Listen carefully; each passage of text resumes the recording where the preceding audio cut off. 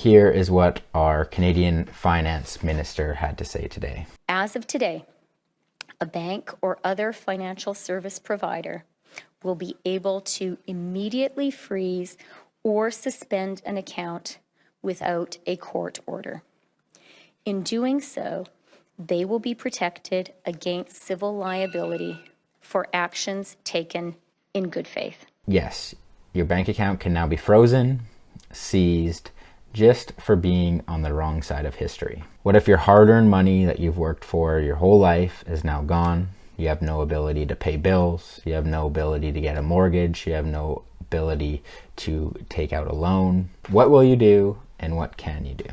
In this video, I'm going to give you the solution to this problem. Sure, you can move some of your funds to offshore accounts in other countries, but you're going to run into the same problem. Your money is hosted with a centralized bank in a country that has to follow their government's rules and ultimately does what the government tells them to do. These are through rules such as know your customer, anti-money laundering laws. Here in Canada, it's FinTrack laws. They were designed to stop actual crime and people who broke actual laws. With an emergency order now in place, they can track, seize, take the hard-earned money of a taxpayer who has broken no laws whatsoever. So I want to introduce you to the solution that I call fuck them money. This is Bitcoin, and it can get you closer to the solution of solving an uncensorable bank account or savings account. Bitcoin is a decentralized monetary network that anyone can join into, separate from the Visas, the MasterCards, the PayPals, the banks across the world's money networks.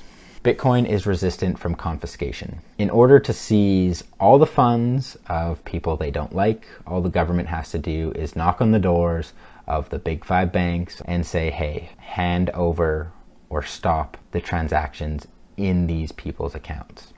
In order to seize Bitcoin, they would have to go to every individual holder, as long as you're holding your Bitcoin properly, and knock on their door and demand that they give them or send them Bitcoin from their own wallet. This is a monumentally harder task for the government to pull off, for really anyone to pull off. Bitcoin is resistant from censorship. When you hold Bitcoin, you can send it to whomever you want, receive it from whomever you want, all without permission from a middleman.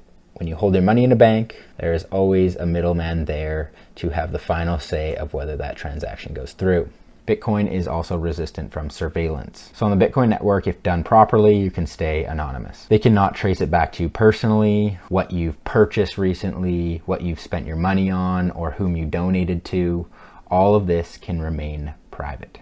Bitcoin is resistant to inflation. It has a fixed supply, comparing that to something like our Canadian dollar, in which 1 of 4 Canadian dollars was printed within the last 2 years. Yes, you've lost 25% of your purchasing power just on government policy. Now, it's reasons like this Bitcoin has been fought for so hard and has been so valuable over the last decade. Many people think it's just for the speculative, number go up, moonshot, I want to get rich investment, when it's actually the utility of Bitcoin that brings its value. It brings us some of the most fundamental and important things that allow people to have individual financial freedom. Sure, you're probably thinking, this sounds great and all, and I could store some of my savings in Bitcoin, but how do I make it my full-on bank account? Nobody accepts Bitcoin. How do I pay bills in Bitcoin? How do I take out a loan in Bitcoin? How do I pay my groceries with Bitcoin? Well, today there's services in Canada, throughout the world, that do this for you.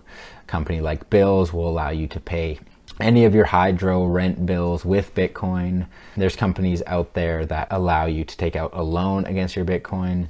There are apps out there that you can load your Bitcoin onto a Visa card or a MasterCard for everyday purchasing. You can use Bitcoin as your savings account to fight that censorship, to fight confiscation, to fight surveillance, and to fight inflation. I have a lot of videos on my channel on how to purchase Bitcoin, how to get started with Bitcoin, how to hold Bitcoin properly, and use all of the financial freedom tools that Bitcoin allows. Today, we are seeing how Bitcoin can help the average Canadian right in our own backyard. The last decade, the last 2 years, the last year, last month, last week, yesterday, today, were hell of great reasons why we need to start using Bitcoin to bring back our financial freedom to people just like you and me. If you have any questions about Bitcoin or how to get started, let me know. I'll be happy to help. And thanks for watching.